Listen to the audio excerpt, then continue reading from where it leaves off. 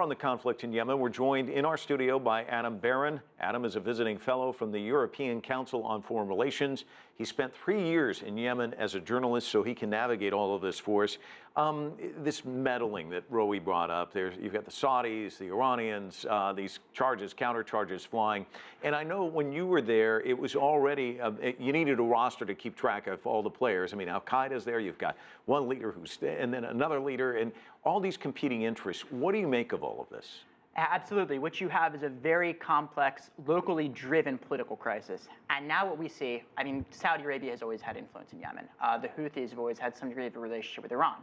But now we see this even greater degree of involvement from those countries and others, which really threatens to inflame the situation even further, as we've seen over the past few days. There's been some reporting about Egypt going in 1967, how that backfired, and that outside influence is actually, it's not a good thing. Is it good to look at history in this case in Yemen?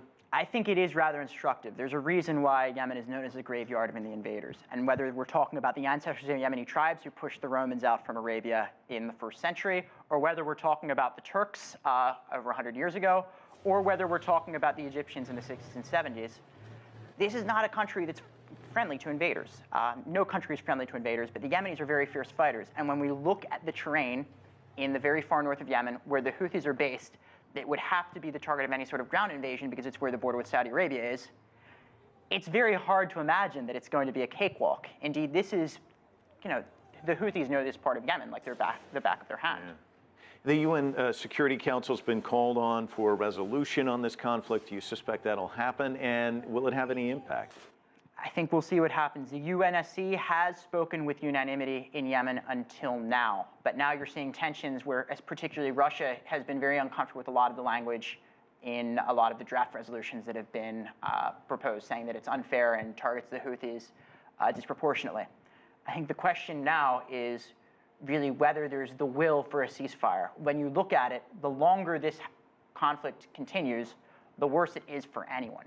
There will be no winners. I think when we look at this, we're only talking about different degrees of losers, because at the moment, unless the fighting stops soon, we're looking at a situation that will prove to not only suck in all Yemeni parties into a long-standing conflict, but potentially, the region as well. Rory was talking about humanitarian aid, the difficulty of getting that in. Talk to us about, because we've seen these crises and what that does in terms of humanitarian issues. Syria obviously comes to mind. How much of a concern is that of yours?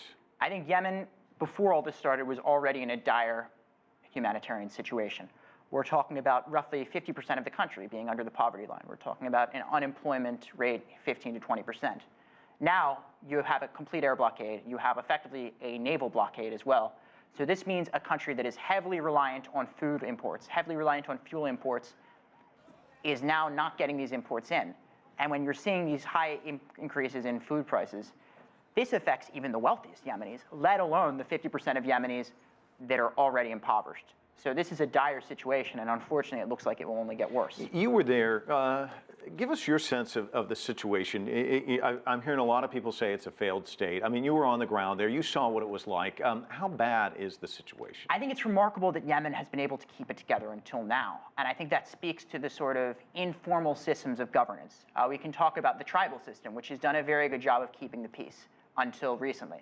But these informal types of governance that have traditionally, for hundreds of years, functioned in the absence of a strong state, these have been breaking down in this crisis.